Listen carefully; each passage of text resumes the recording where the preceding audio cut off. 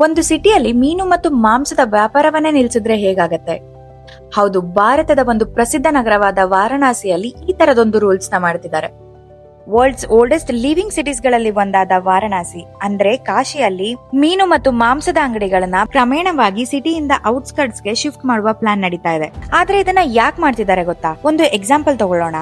ನೀವು ತಿರುಪತಿ ಅಥವಾ ದೊಡ್ಡ ದೇವಸ್ಥಾನಗಳಿಗೆ ಹೋದಾಗ ದೇವಸ್ಥಾನದ ಸುತ್ತಮುತ್ತ ಮಾಂಸದ ಅಂಗಡಿಗಳಿದ್ರೆ ಹೇಗನ್ಸತ್ತೆ? ಅಲ್ಲಿನ ಸ್ಪಿರಿಚುವಲ್ ಅಟ್ಮಾಸ್ಫಿಯರ್, ಡಿವೋಷನಲ್ ಫೀಲಿಂಗ್ಸ್ ಹಾಗೆ ಕ್ಲೀನ್ಲಿನೆಸ್ ಮೇಂಟೈನ್ ಆಗ್ಬೇಕು ಅಂತ ಎಲ್ಲರೂ ಬಯಸ್ತಾರೆ. ಅದೇ ರೀತಿ ವಾರಣಾಸಿಗೆ ಪ್ರತಿದಿನ ಸಾವಿರಾರು ಪಿಲಿಗ್ರಿಮ್ಸ್ ಮತ್ತೆ ಟೂರಿಸ್ಟ್ ಬರ್ತಾರೆ. ಅಥಾರಿಟೀಸ್ ಪ್ರಕಾರ ಮೀಟ್ ಮತ್ತೆ ಫಿಶ್ ಮಾರ್ಕೆಟ್ಸ್ ಇಂದ ಬರುವ ವೇಸ್ಟ್, ಸ್ಮೆಲ್ ಮತ್ತು ಸ್ಯಾನಿಟೇಷನ್ ಇಶ್ಯೂ ಕಡಿಮೆ ಮಾಡೋಕೋಸ್ಕರ ಈ ಡಿಸಿಷನ್ ತಗೊಂಡಿದ್ದಾರೆ. ಆದ್ರೆ ಒಂದು ಇಂಪಾರ್ಟೆಂಟ್ ಪಾಯಿಂಟ್, ಗವರ್ಮೆಂಟ್ ಇಲ್ಲಿ ಶಾಪ್ಸ್ ನ ಬ್ಯಾನ್ ಮಾಡ್ತಿಲ್ಲ. ಅದ್ರ ಬದಲು ಸಿಟಿ ಹೊರಭಾಗದಲ್ಲಿ ಒಂದು ಡೆಡಿಕೇಟೆಡ್ ಮಾರ್ಕೆಟ್ ಕ್ರಿಯೇಟ್ ಮಾಡಿ ಅಲ್ಲಿಗೆ ಶಿಫ್ಟ್ ಮಾಡುವ ಪ್ಲಾನ್ ಮಾಡ್ತಿದೆ. ಅಂದ್ರೆ ಬಿಸ್ನೆಸ್ ಕಂಟಿನ್ಯೂ ಆಗತ್ತೆ, ಆದ್ರೆ ಬೇರೆ ಲೊಕೇಶನ್ ಇಂದ. ಕೆಲವರಿಗೆ ಈ ಡಿಸಿಷನ್ ಗ್ರೇಟ್ ಅನ್ಸಿದೆ. ಕಾಶಿ ಇನ್ನಷ್ಟು ಕ್ಲೀನ್ ಮತ್ತು ಸ್ಪಿರಿಚುವಲ್ ಆಗತ್ತೆ ಅಂತ ಹೇಳ್ತಿದ್ದಾರೆ. ಆದ್ರೆ ಇನ್ನು ಕೆಲವರು ವರ್ಷಗಳಿಂದ ಇಲ್ಲಿ ಬಿಸ್ನೆಸ್ ಮಾಡ್ಕೊಂತ ಬಂದವರಿಗೆ ಇದು ಅನ್ಫೇರ್ ಅಂತ ಅನ್ಸಿದೆ. ಇವತ್ತು ವಾರಣಾಸಿ, ಮುಂದೆ ಬೇರೆ ರಿಲಿಜಿಯಸ್ ಸಿಟಿ. ಹಾಗಾದ್ರೆ ನಿಮ್ಮ ಅಭಿಪ್ರಾಯ ಏನು? ವಾರಣಾಸಿಯ ಈ ನಿರ್ಧಾರ ಸರಿ ಇದೆಯಾ ಅಥವಾ ತಪ್ಪಿದ್ಯಾ? ಕಮೆಂಟ್ ಮಾಡಿ ತಿಳಿಸಿ.